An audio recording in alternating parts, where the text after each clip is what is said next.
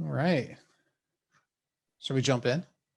Shall we do get it. started? Let's do it. Shall we hit the clutch, engage the gas, and begin the engine?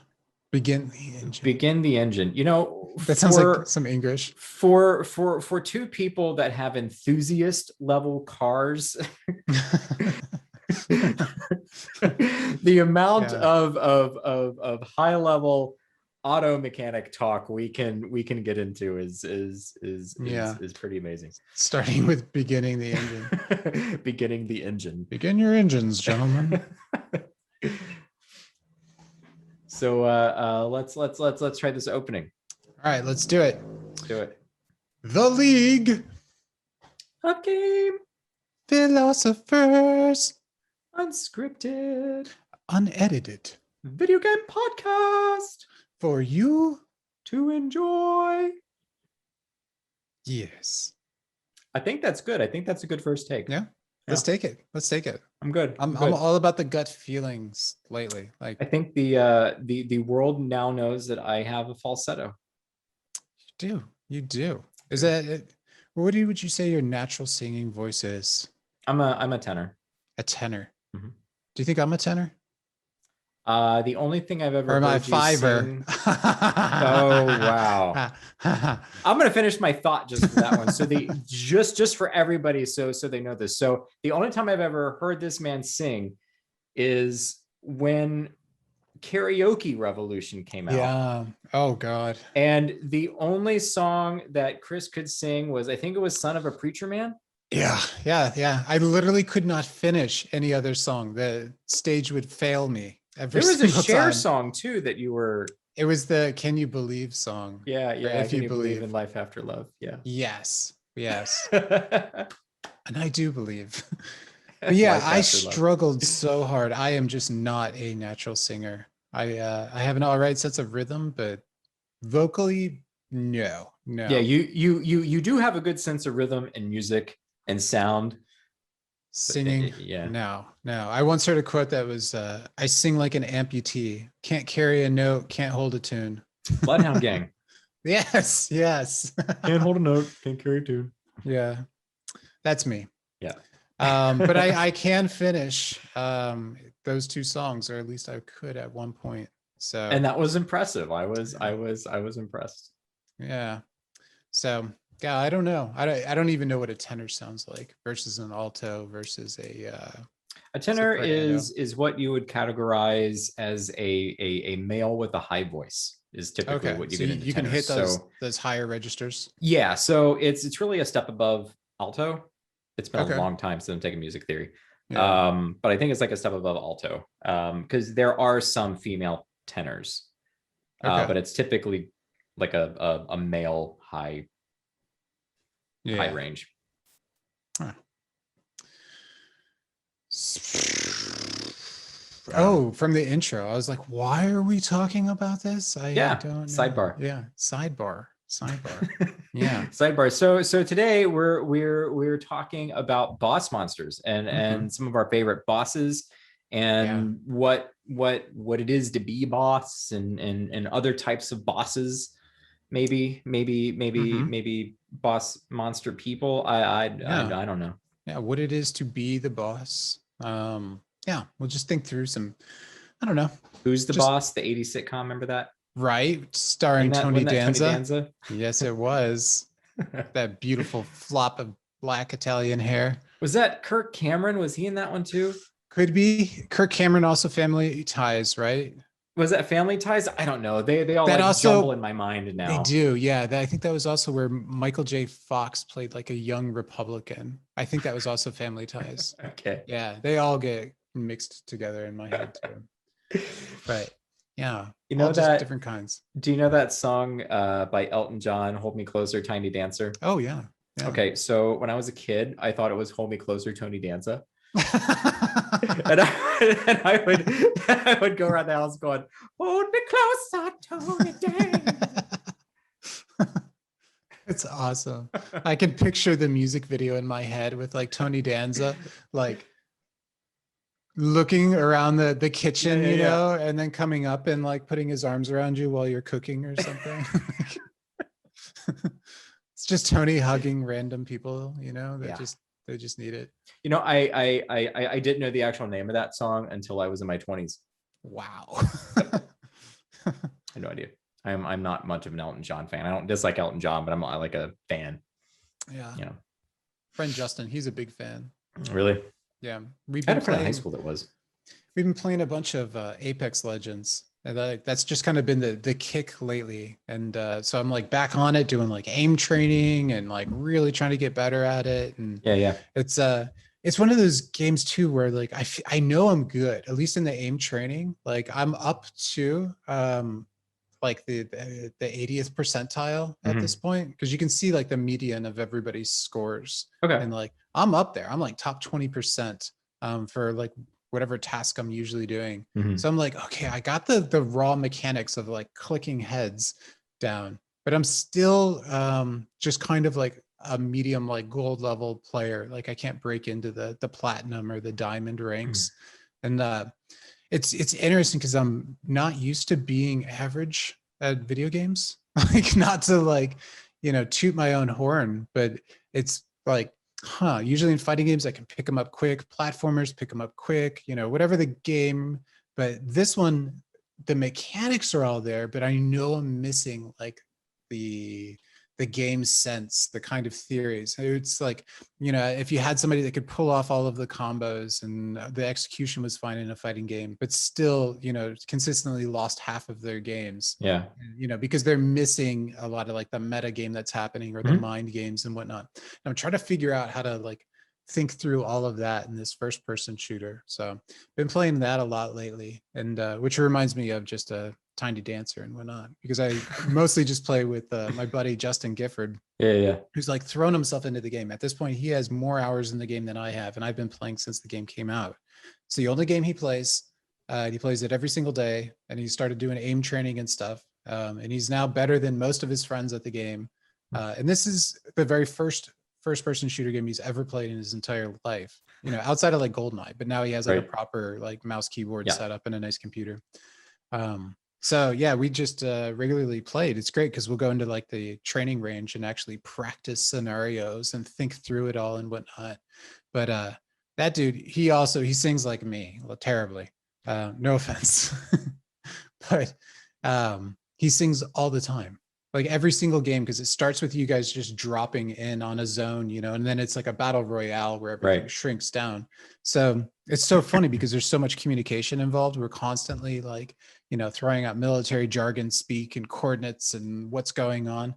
But he'll be singing Elton John songs like during all the dead time in between it. It's like a special kind of conversation that comes out of just talking online in video games. Like if you were just to listen to the raw audio, we would sound insane, because it's just stuff like, okay, we got wood bogey up top, and I still need a light ammo magazine for my 301. And he'll be like, yep, heard that, roger that, I'm pushing up on tier.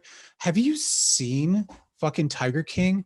Real fucking nutty. I got one down, I'm gonna push further, you know. And it's just like a stream of consciousness that is almost like, it sounds a little bit more like chaotic than like because I'm pretty sure anybody listening to two people playing like say Monster Hunter would also be completely baffled at everything you're talking about, but probably not. I don't know. I don't think we communicate that much. I mean, once you know your niche and you find the monster, you're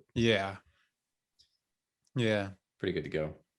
It's one of those nice things about Monster Hunter is you could actually kind of play that game without, you know, comms, so to say.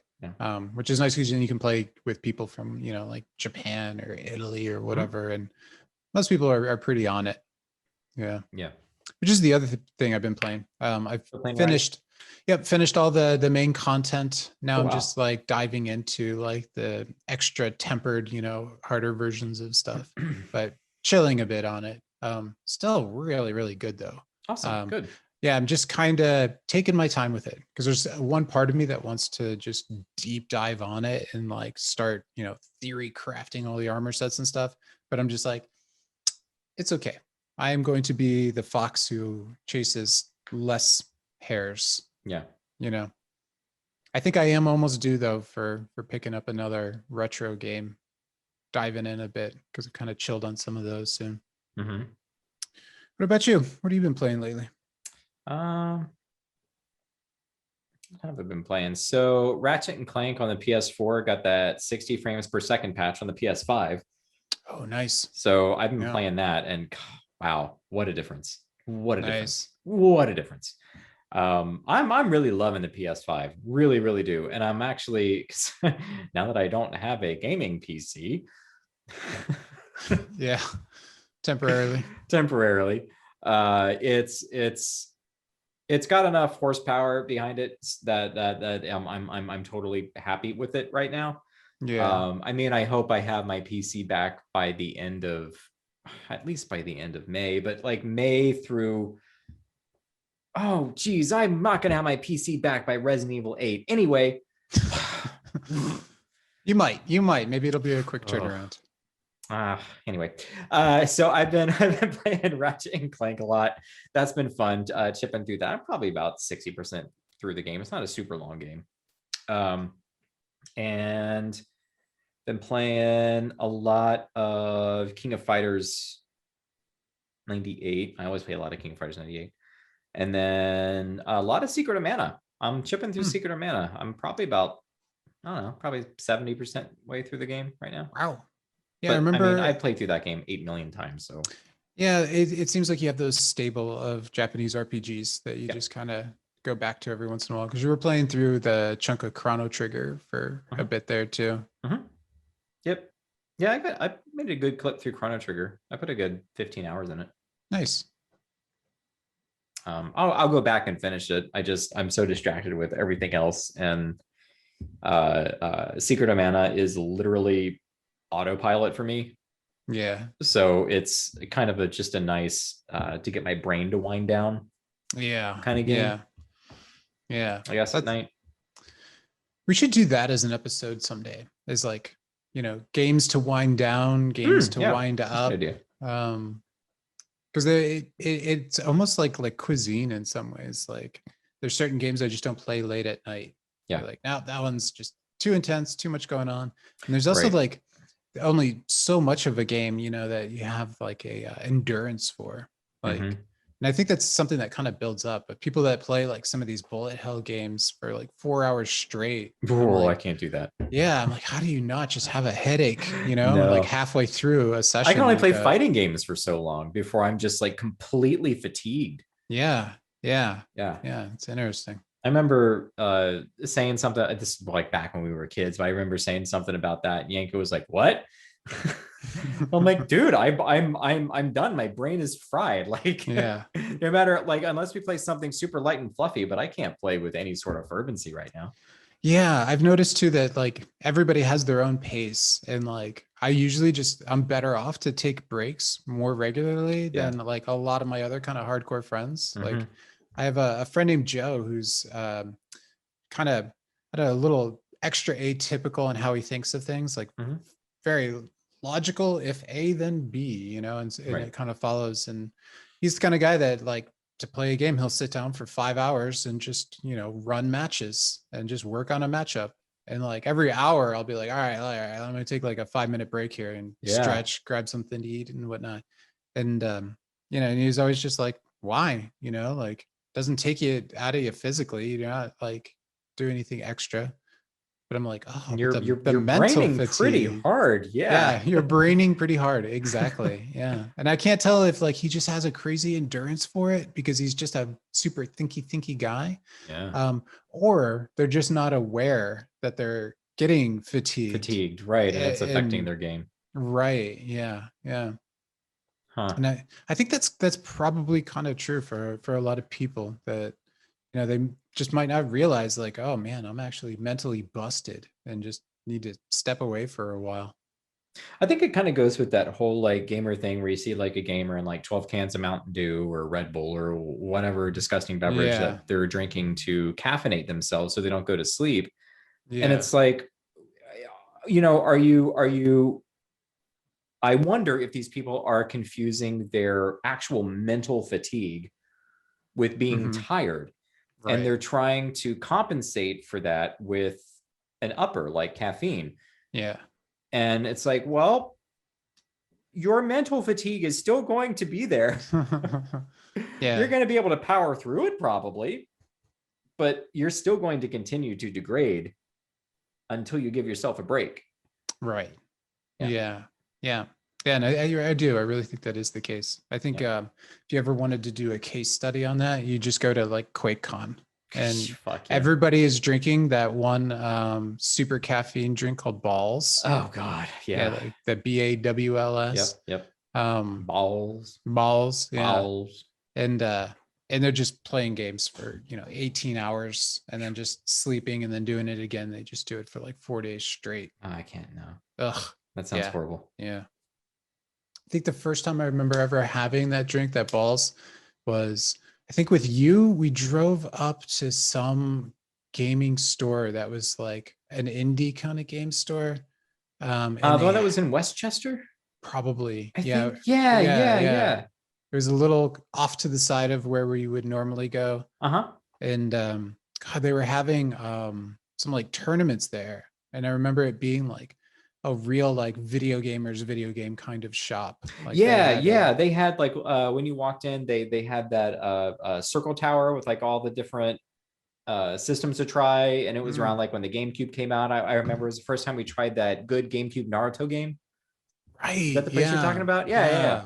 I can't remember the name of it, but yeah, that was a pretty cool place. Yeah, it was. I remember them having like gaming stations in the back and stuff, and they have soundtracks and all kinds of stuff. They had all sorts of like extra stuff around. But and I remember they had those infamous energy drinks where it was those, and then Jolt Cola. That was the other one from that was when I was a teenager. I had plenty of Jolt when I was a kid. None of that anymore though. I'm quite happy being a much more mild man. Same. I mean, I consume a fair amount of coffee, but that's about it. I mean, water and stuff. I don't really like. I do like flavored beverages, but it's definitely like when I drink something like a soda or anything, like it's one of those special occasions, like if I'm eating out, or something like that. But I don't have soda at home. Same. I don't like sugar in my drinks. I like sugar other ways, but not so much in my drinks. If I'm going to get calories, I want a pastry. I don't want a Coke. Spend it wisely. Right. If you're going to get the empty calories, make it better than a Pepsi. I mean, come on. I feel like Pepsi would be the sub final boss if soft drinks were bosses. What would be the final boss? I think either Coca-Cola, just because it's like the big popular branded one, or it would be like the scary cola, like the Akuma of colas, which probably would be more like the Jolt, or maybe the RC cola. No, RC cola would be the mid boss. No, RC cola would be the D tier El Fuerte. Although I do like it. I used to drink it every time I would go to your house. That was my mom's jam. She drank RC cola and her homemade popcorn. That was her thing every night. Wow. That's funny. She's given it up though. No more soft drinks. RC cola and popcorn. That's awesome. So let's talk about our boss fights. What's the last boss fight that you experienced? Cyber Shadow. Right. Yeah, me too. Was it? Pretty damn sure it was for me. Outside of fighting games, yes. Cyber Shadow. Yeah. Is there anything else? I'm trying to think if I wrapped up any other quick little games. I think that's it. Yeah. Cyber Shadow had I'd say Cyber Shadow had a pretty damn fine last boss. I think it like hits a lot of those good like cardinal design decisions that go into the final boss. Like some of the things that come to mind are basically making use of all of your abilities. It should work as kind of a final exam for everything that you've learned. up to then.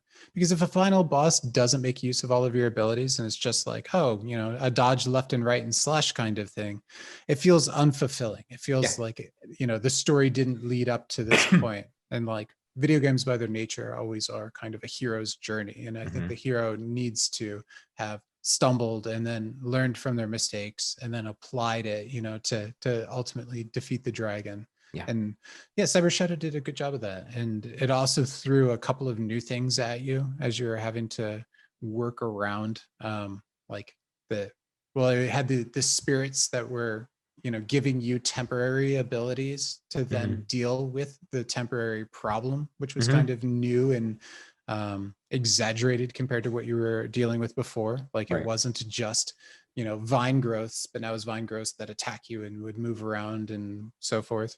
I think what it also did really well that I liked is that, of course, it took, I don't know how many times I died, plenty, a pile of deaths to beat it. But every single death felt like I was unraveling the solution a little bit more. Yeah. Yeah.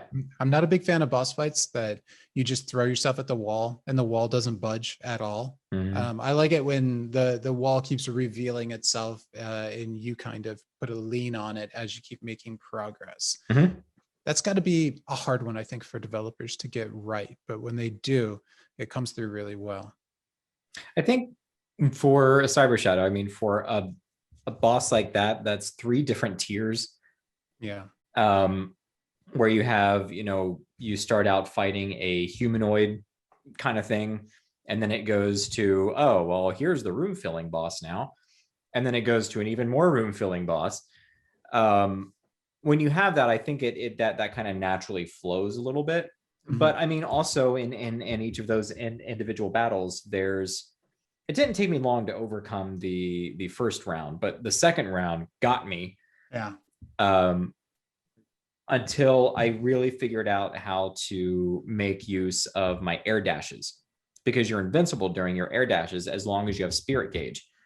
So you could just, once the boss opens up in the middle, you could just zip back and forth, back and forth, back and forth, like 2 or 3 times, do massive amounts of damage, and you're good and safe. And when you land, you can do it. But there's also, right before you go up there, the little like widget that the save space gives you is the thing that replenishes your spirit gauge.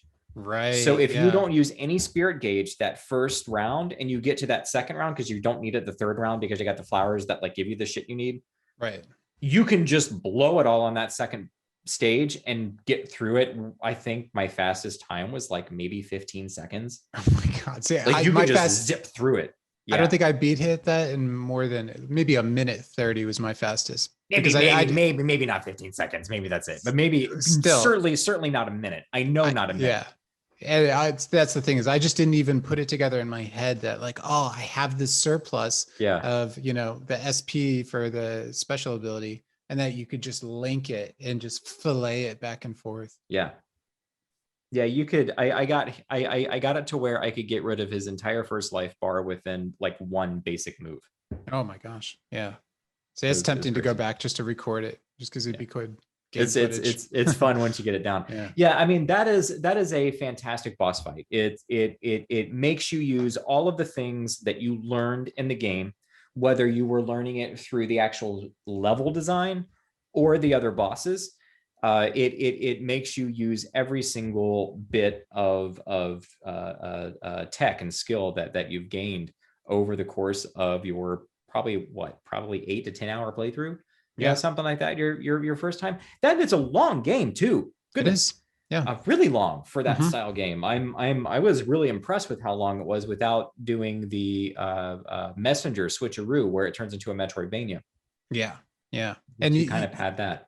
And you mentioned that like the boss kind of had its phases, right? Where you fight like the humanoid at first, and then it has the kind of more established kind of enemy, and you work around it, and then this big full screen kind of monstrosity. And thinking and just hearing you say that, I'm like, you know what? The original Ninja Gaiden actually kind of followed similar. And if I remember the sequence of the last bosses where you had Death Adder, the lightning dude that was just humanoid your size. Right. And you beat him on the cliffs. And then that takes you to the final stage where you fight that, was it Jericho? Yeah, something like that. And he's kind of like in the biological mummy kind of cocoon. And all of a sudden that's that next stage where he's flying around and more imposing, you know, and you have to kind of give him space. And then the very final boss is like the demon that is just this big like stage structure that you have to deal with. Yeah. And instead Cyber Shadow kind of melded that right into one longer form boss fight. But that's also since I beat Ninja Gaiden, so that's a good reminder. Yeah, me too. But yeah, that's like also kind of an age-old tradition for the boss fight. It's like, you know, this is not my final form. And then you have to, you know, get through to the second or third form to really beat them.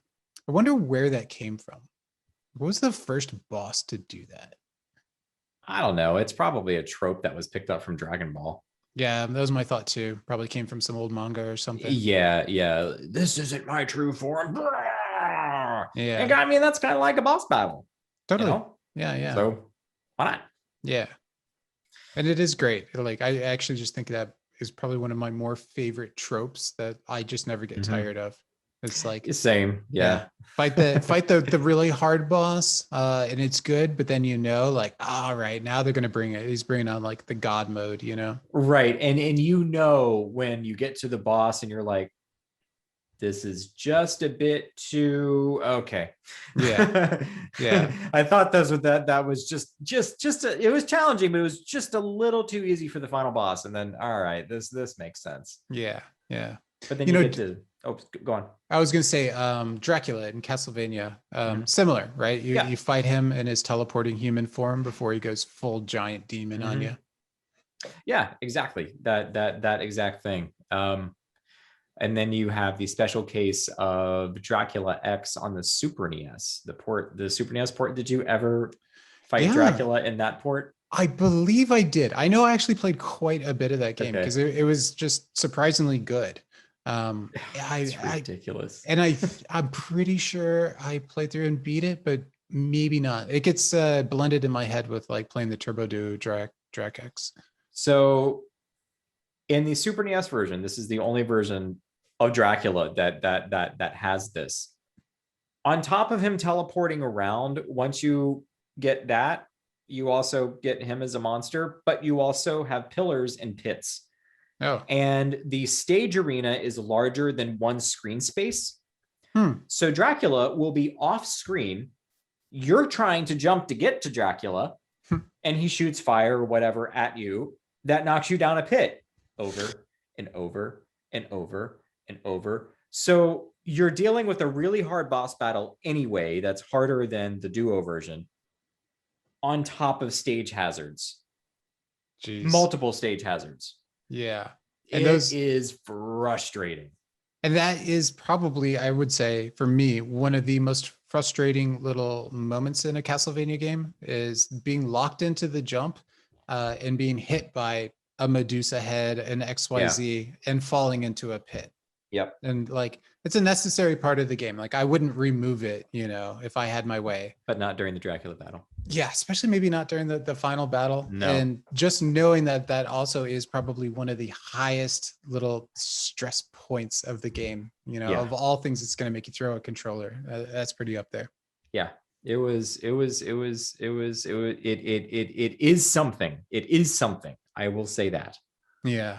The whole game is pretty good, and I think it's a lot better than people give it credit for. Like, oh my god, the duo versions. Okay, of course, the duo version's better. Right. Whatever. It's still great. When you say a classic Castlevania game is still a good game, but it's not as good as another one, it's still better than 90% of the shit that was coming out at the time. Yeah. So. Yeah, totally. Yeah. Just be grateful that you got your SNES Castlevania. Exactly. They didn't have to do anything. Right. Didn't have to. Yeah. Glad they did. Yeah. Glad they did. You know, another boss fight that just stands out that I think is a classic, like you'd probably find this one on tons of top 10 lists.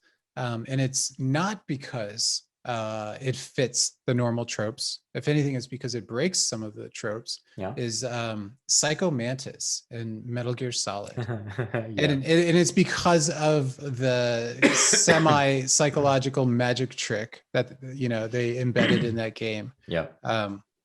So yeah, just to explain it a little out loud, you end up fighting this very kind of creepy BDSM looking gas mask wearing slithery boss character. But his whole deal is that, he's psycho and he has psychology and he gets in your head. And the boss fight itself, if I remember right, actually isn't a whole lot to write home about. You kind of run around in a room-like arena and you shoot him and maybe he moves around and there's stuff to do.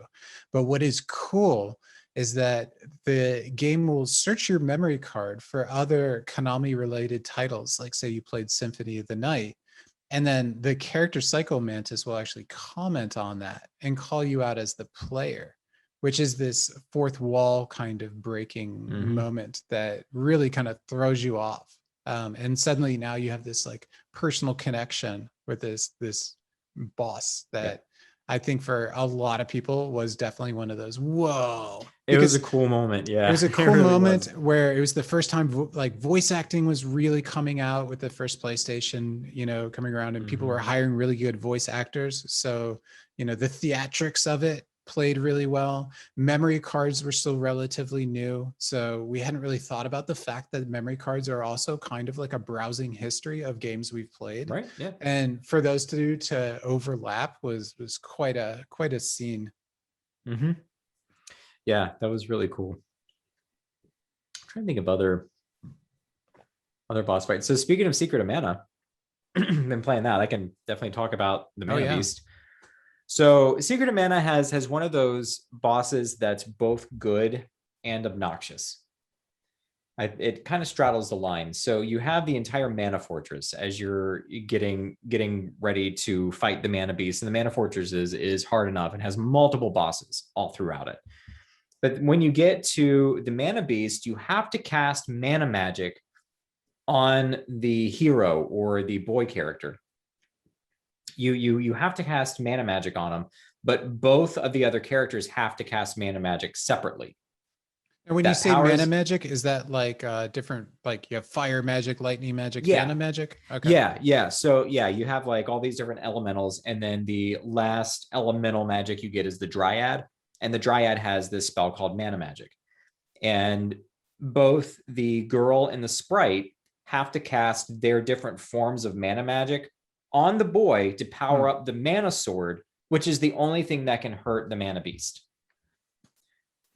But if you don't have each person's Dryad, because you can level your magic up to 8 levels. And if you don't have it at least at level 8, the magic wears off way too fast. You can't do damage fast enough. And yeah, you can kind of, if you really, really want to spend 8 million hours grinding, I guess you can overgrind. But if you're going to spend that long over grinding, you should probably grind your magic.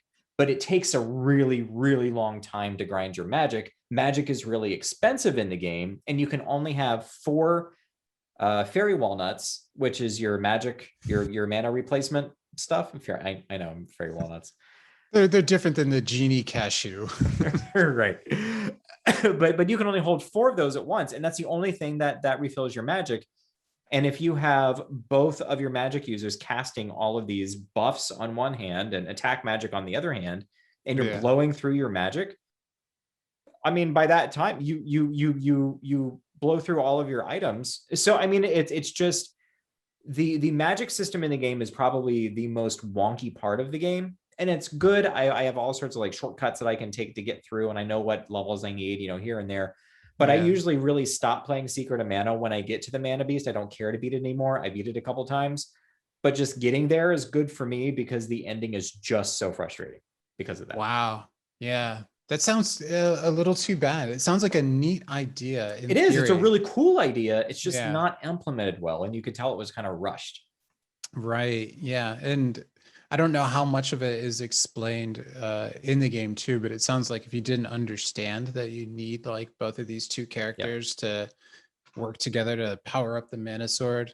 But yeah, also how frustrating because well, I was gonna say in most games when you reach the final boss, like you're pretty good to go. And if you're not good to go, it should be clear to the player. Otherwise, they're just gonna be hitting that immovable wall. I think RPGs are a little bit they're a little exempt from that rule though, because at that point you're probably taught and shown as the player that reaching a boss and then grinding to get a little bit stronger and then taking them out is kind of the normal rhythm or flow to the game.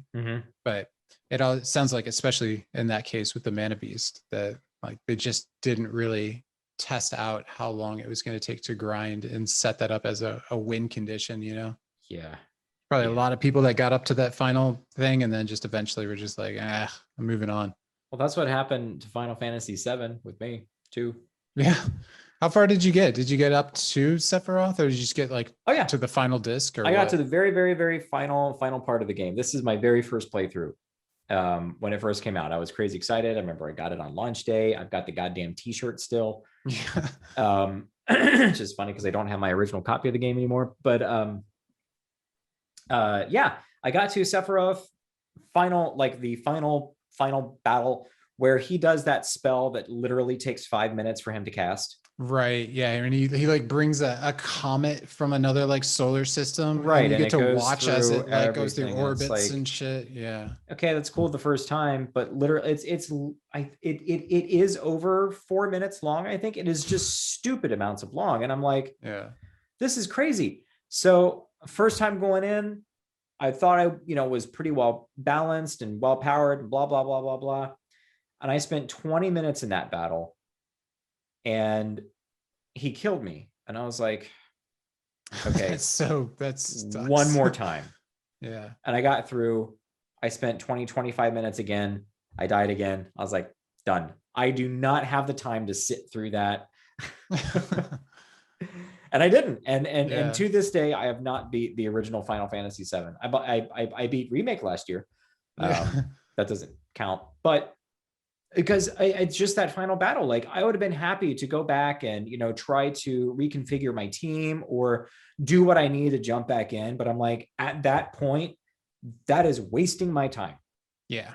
That is too long to sit through on a final battle. If you die once, good luck if anybody's going to try it again. Hopefully people got, way overpowered by the time they got there. So they maybe just obliterated them. I don't know. But I remember not really grinding through that game. I didn't grind a whole lot in RPGs in the 90s, come to think of it.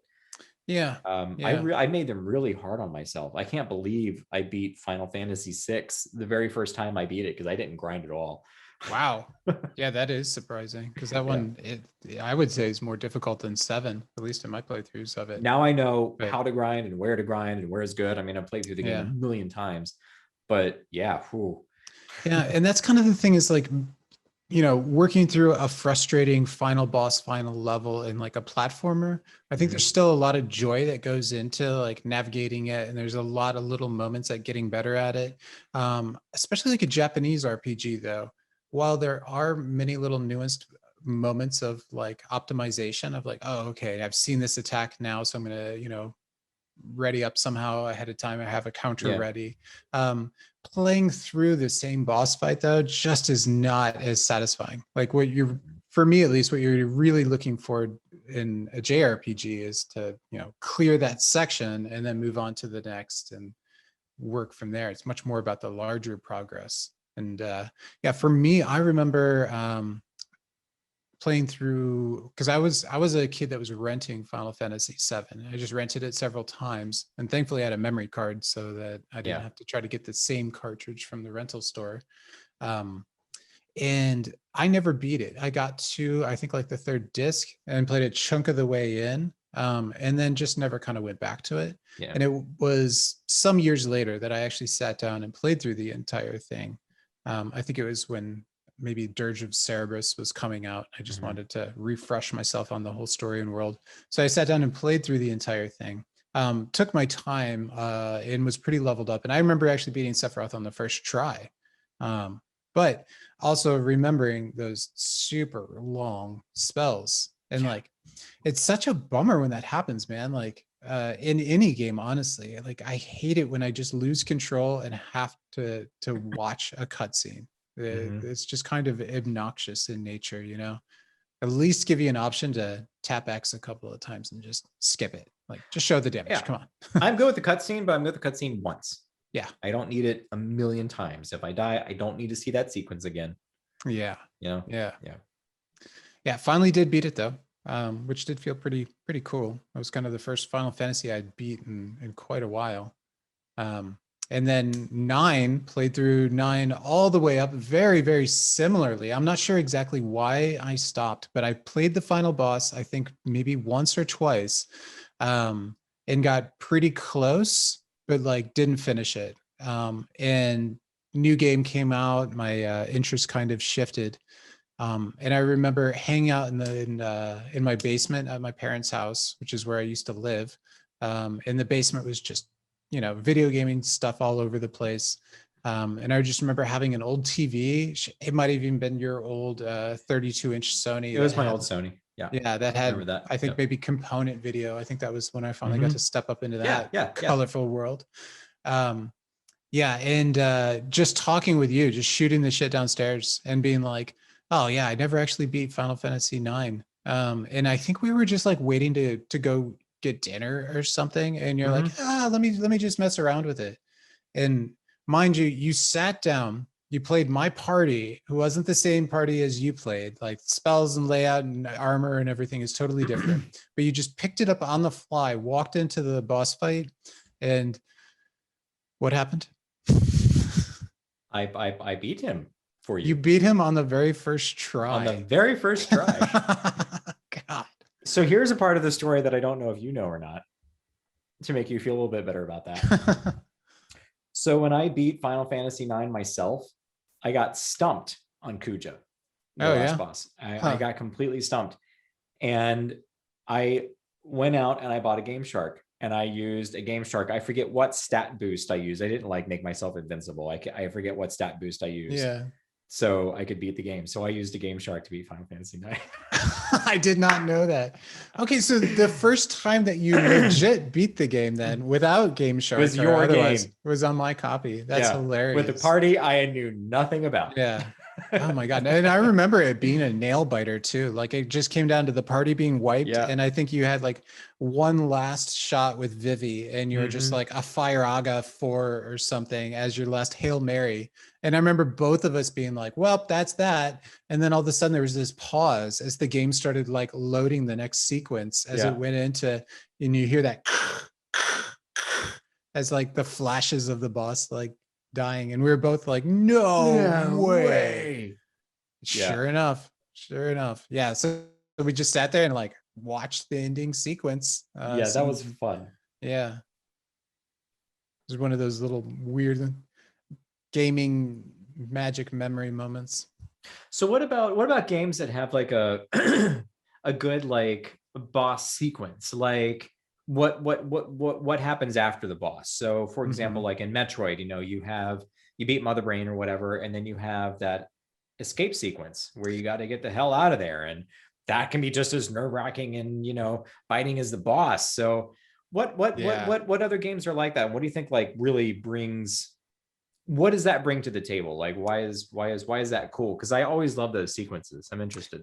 Yeah, I do too. I think what's kind of interesting about them is they're almost like they make you deal with the final boss fight, which is already stressful, and they usually leave you feeling kind of like ragged and beat down. And then to have this very last, like, you know, moment where you realize first that the game still has a little bit more challenge. Yeah. And that the nature of the challenge is usually like to escape, to get out, or to finish up the job. It, at least for me, gives me that moment where I'm like, okay, steely nerves. I got to like focus, concentrate, breathe, relax, like, let's do this. And I think that's kind of a special moment where you almost have to surprise the player with an extra bend to the final sequence to make them really kind of have to hunker down and have the hero moment, which is, I think, a really awesome little moment to have. And I think that the escape sequence really does that. And Like for when I beat Super Metroid, and now it's, you know, become kind of again a worn trope that you almost expect it. Right. But it was pretty awesome because on top of that, you have all of your power-ups in place. And you know the layout really, really well. So they're actually able to take some risks and have the entire room like turning as you're working up these jumping patterns and stuff. Like they can mess with you a little bit more, where maybe that would be a little frustrating. And maybe it even is, but you're so focused on getting out of there before the entire thing blows up, before that timer, you know, ticks down, that you're just, you know, all in at that point. And thankfully they're usually not super hard. Like it's just a little bit of icing on the adrenaline cake. I do remember though, where it did bite me in the butt was in the final stage of Life Force. Okay. After you beat the final boss, the very last sequence is also this escape sequence. And you have to be flying up as these gates are slowly trying to crush your ship. And you have to time it and maneuver through them and whatnot. And I remember those games being just relatively hard anyway. And I played them back in the day with like the 30 life code or whatever the equivalent was. I think it was 30. But yeah, it was 30. That was Konami's thing. Yeah. And yeah, as a kid, you know, struggling to get to the final boss and only having like 5 lives left and finally beating him and then not making it through the final escape sequence and be like, ah. So a little bit of a double-edged sword, but I'm generally a fan of that. I think that creates kind of a neat moment. So speaking of Metroid and like ending sequences like that, I always found the ending sequence after you beat the Queen Metroid and Metroid 2 to be really interesting, because you beat her, whatever, and you find the baby hatches, it starts to follow you around, but then you have this like really serene kind of like jaunt with this baby as you know, go back up to the surface to get back to your ship. And you know, the baby can clear away some of the environment things, but there's no enemies, and it's got this really cool peaceful music. Yeah, I remember, and it's just so calm. Yeah, this like really calm, like you have just, you know, went through this horror basically. I mean, Metroid is horror. You went through this horror planet, and you just beat this huge horrible monster. It gives it's like, okay, you've done your work. You found the baby, whatever. You didn't kill the baby. It thinks it's your mom. You're like, all right, fine. And it just kind of lets you breathe. Yeah. And Metroid 2 was so tense because it was so I mean, it's a Game Boy game. It was so claustrophobic, and there was no map. I mean, it was just such a tense, really, you know, crazy game as you're going through it. So it was like the perfect ending. And then I remember not liking at all the Metroid Samus Returns that came out in 2018. I think Nintendo released that. The GBA, yeah. Yeah, or the 3DS. 3DS, yeah. Yeah. And getting to the end of that, finally, I did it in 2020. I finally beat the game in 2020. And I got to the end of it thinking that, you know, you're going to like get to the same kind of thing. No, after you find the baby, then yeah, you still got to get your way back up to the surface, but you now have all of the same stupid enemies that you've been fighting the entire time, and the entire section looks exactly like the rest of the game. And I'm just like, wow. I just, throughout the entire experience, one, I don't think that Mercury Steam got what made Metroid 2 so appealing, even though it's on Game Boy, is that it's atmosphere, and the game just didn't have any atmosphere. It didn't have a whole lot of originality to it. It has a Harry thing, but whatever. But anyway, I don't want to get off my topic of bosses, but they just did not capture what Gunpei Yokoi and his team went for Metroid 2 with that ending. It was so unique, and I don't want to say what Mercury Steam did was bad, but it was certainly different. And I don't feel that as a game that is supposed to almost replace what's old for the modern audience, did enough respect to that original idea. And Yeah. it just felt like the rest of the game. It didn't feel like the ending. It didn't feel like there was anything special there. It just felt like the rest of the game felt. And you're just like, okay. I Yeah. don't know. Yeah. And that ending it was so unique, and how calm it was. It makes me think of like the natural resolution to conflict is usually either this spike of conflict, and then you end up with like violence that settles, the fight or something. Or you can have this other angle where you have the peaceful resolution. And to give the players the Metroid, which you inherently are hunting, that are the enemies, and that's already tried and true and established at this point, and to have them get through, finish the final boss, and then have this turntable moment where all of a sudden you're almost in this motherly role as this kind of cute, endearing little Metroid follows you back home. That to me is the other side of the coin, where all of a sudden you're given this peaceful resolution to conflict, Right. and you're, left with life anew. And if, it's also makes me think a little bit of like harkening back to like the Ridley Scott Alien movie, where she herself finds calm as she's coming back to the ship, and also has this motherly quality going on. And just to totally skip that in the remake, that seems like a sin. It's too bad. It's too bad. It's really sad. But it is a really good example though of a different way to deal with a final boss and a final sequence. Like Metroid's just blazing trails, I guess, in that sense. It's just covering both of those big angles. I will say, to kind of sandwich that fan made AM2R that Nintendo did the takedown notice and didn't let the person distribute it, even though he'd worked on it for 10 fucking years. And it was amazing. And the game's brilliant. I mean, it is such an amazing update of Metroid 2. And man, the ending sequence, he nails it. Nails it. And I would say it might be even better. Wow. Nice. But I mean, I can't praise that game enough. Everybody, if you have not played AM2R, it stands for Another Metroid 2 Remake. You can still find it online.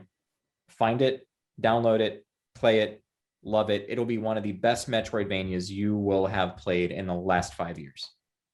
Hands down. It is fantastic. It's not a ROM hack, it's a standalone game, and it just it's great. I could go on. We could have a whole episode about it. I could talk about it for an hour. Yeah, I wouldn't mind that. That'd be awesome. a nice gaming homework to give it a playthrough, and then come down and we'll just talk about it for an hour. I remember introducing it to you a few Christmases ago, and you sat down. I think you played it for like 2 hours straight. I was like, this is really good. I'm like, stop playing it. I know. I just didn't want to stop. Yeah. Really speaking of Metroidvanias, Symphony of the Night, I thought had a really delightful moment where I was super looking forward to that game. I remember my mom driving me to EB Games at like Kenwood Mall, I believe, and getting the game, getting the little art book pre-order bonus, knowing that I was just going to adore this game. I actually didn't let myself just play through the game and like plow through it, 8 hours a day. I would play it for like 2-3 hours and be like, okay, that's enough. I'm going to save some for later. And I didn't know anything about the tricks in the game and everything that was behind the scenes with it and so on, because this is also like early game facts time. If that, I don't even. It was 97. So 97. So yeah.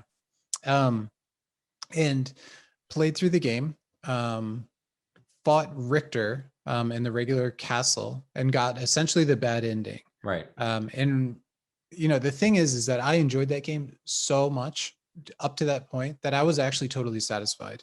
Like I certainly wanted more, and it seemed kind of short to end after just like 10 hours.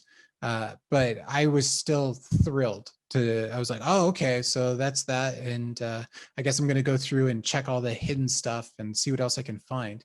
And then through, some of the story notes that you find within the items, I realized like, oh, okay, wearing these magical glasses means something important when I fight Richter. And you then equip the glasses and you can see the soul orb that's controlling Richter. And then you break that And I can't remember, does that just in the boss fight, or is there another phase to it before it becomes the giant upside down castle? There's not another phase, but you see that it's the Dark Priest Shaft is controlling Richter. There's like a little interplay between them all.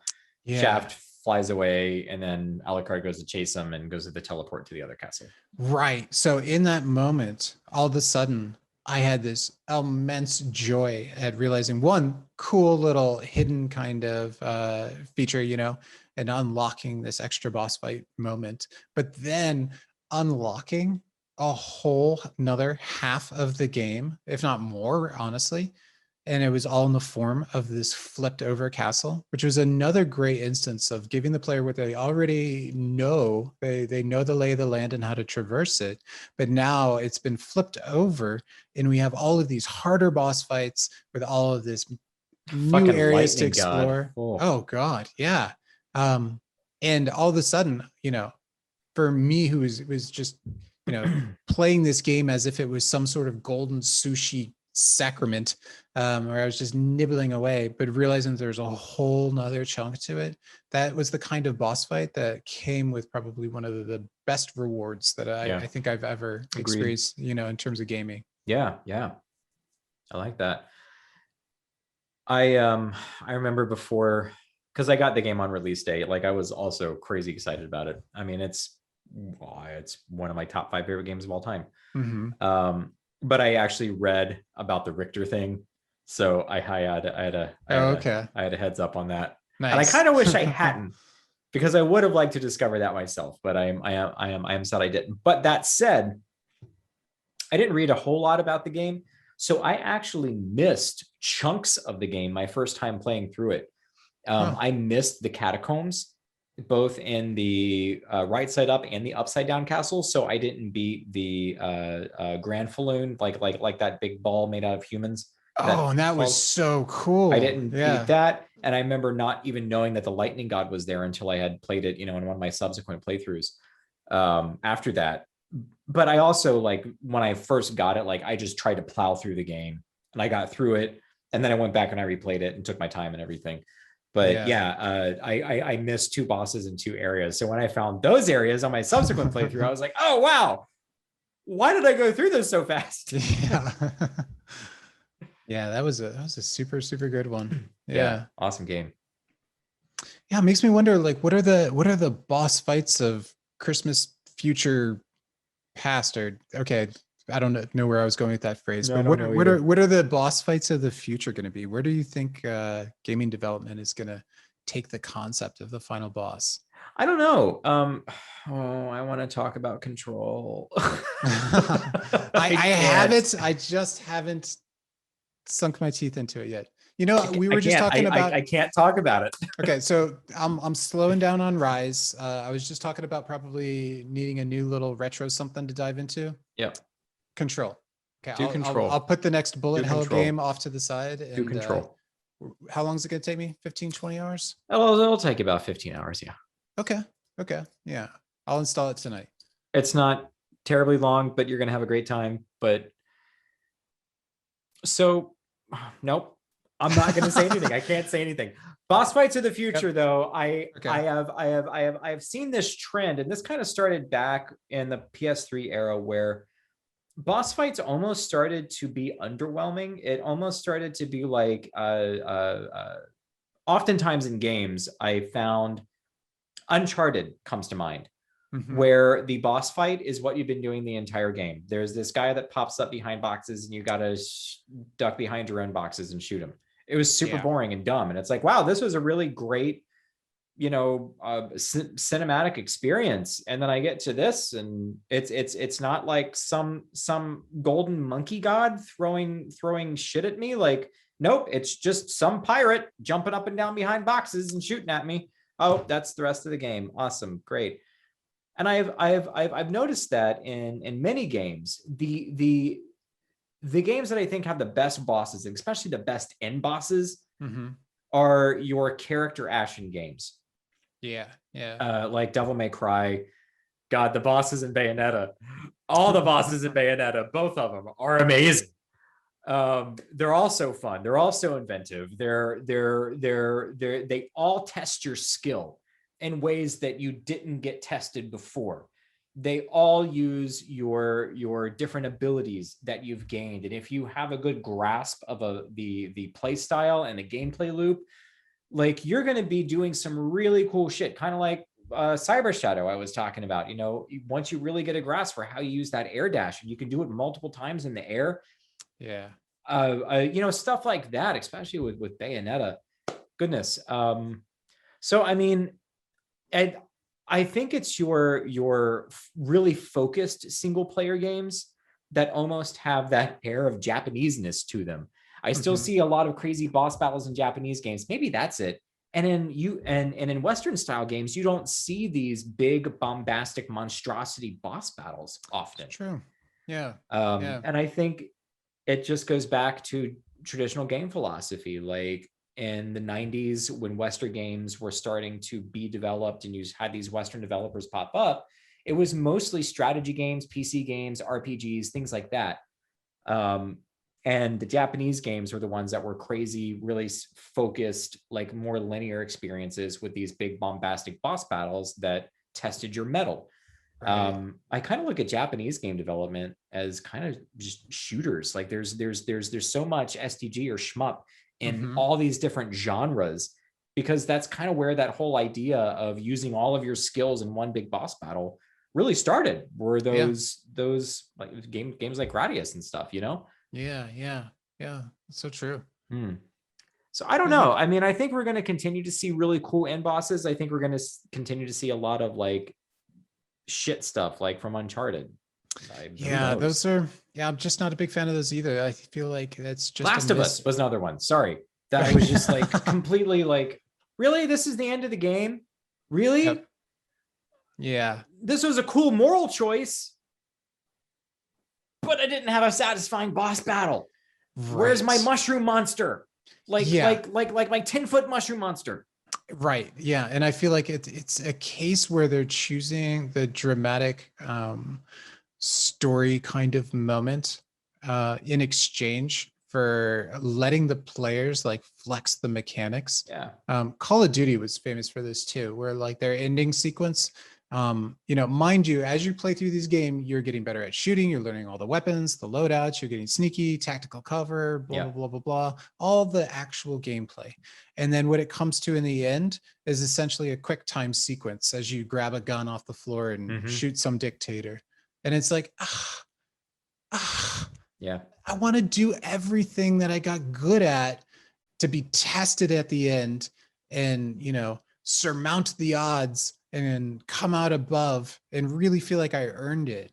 I didn't want to just lean forward and press R2 when it told me to with an on-screen prompt. Like that was about as hard as like, you know, fucking taking money out of an ATM. And that's your final boss. That's your ace in the hole, your cherry on top. Like lazy. And I guess not even lazy. It just feels deaf to like gameplay and gamers. Like they instead moved and pandered towards this more kind of thematic, you know, movie audience, which has a place, but you're so shortchanging yourself if you're handling a boss fight with a little whimper and a click, you know? So yeah. I hope whatever the future does bring us, it doesn't go in that direction. I want it to double down on the gameplay and double down on letting the players really earn it. That's where it's at for me. You know, one sidebar. We actually probably should be wrapping up here pretty soon. But that's all right. We have a final sidebar thought. So thinking about the endings and all the multiple Mega Man games that I've beat, you know, 80 million times over the course of my existence. God, I could define my life by Mega Man. And one of my favorite battles at the end is X1. X1 is one of my favorite games of all time, period. It is such a masterclass in game design. Yeah, agreed. I would say it's even better than Mega Man 2. I know not everyone will agree with me, but I know everyone will agree with me that it's stellar. Yep. But you get to the end and you have a 3-stage Sigma battle. You have Sigma's dog, then Sigma the humanoid, and then Sigma the huge room-filling robot thing. Right. And sure, the battles are good, the patterns are good, you use all your shit, they're balls to the wall hard, they're really well designed. But if you get the Hadoken, right, you can make quick work of the dog in the first and even Sigma, because it kills them in one freaking hit. Now, if you get hit, you can't use it. Like, you have to have full life and full everything. Yeah. But I mean, what a cool little Easter egg in the game to begin with, to be able to find a Hadoken, even hear Mega Man go Hadoken. That's cool. Yeah, I mean, what a cool thing anyway. But then you can actually use it and at the end, and you probably didn't find the Hadoken your first way through the game, so you've already beat it legit. Right. But so it didn't ruin the experience. Exactly. But once you find it, it's so satisfying to get to every single boss and just Hadoken. And they're dead. And what a great way to make like a hidden treasure prize / Easter egg pay off. Yeah. Like, it's always a bummer when they do have something like that in a game and you can pick up an item that's like a tribute to another game, but it's useless. Yeah. And this is the polar opposite. Like, it's almost game breaking, but it's also totally fine because you're not going to run into it in your playthrough. Like, it's almost game breaking, right? It's not game breaking. That's the best part about it. True. It's conditional. Like, you actually have to have full life. You have to be a good player in order to use it. Yeah. Which is pretty awesome. Pretty awesome. Yeah. And it just makes the fight with Sigma, if you know what you're doing, go quicker. But it's so satisfying as an expert level player like I am playing that game to get to the end, to be able to do that now. And I just remember struggling so much when I was a kid, and that what a cool reward for the amount of time that you put into the game. Yeah, I guess. Yeah. Hadouken. That's so good. All right, my friend. This is episode something. I think it's episode 4. 4. So we had our pilot, so 4. So it's technically 5, but nice. Yeah. We are halfway on our way to 10 episodes in the bank. That's something. Yeah. Awesome. Yeah. So I'm gonna go deal with all of my technology woes in my basement for the rest of the evening and pull my hair out. Good luck with that. Thank you, everybody. We will see you in a week or 2. All right. Till next time. Peace. Peace.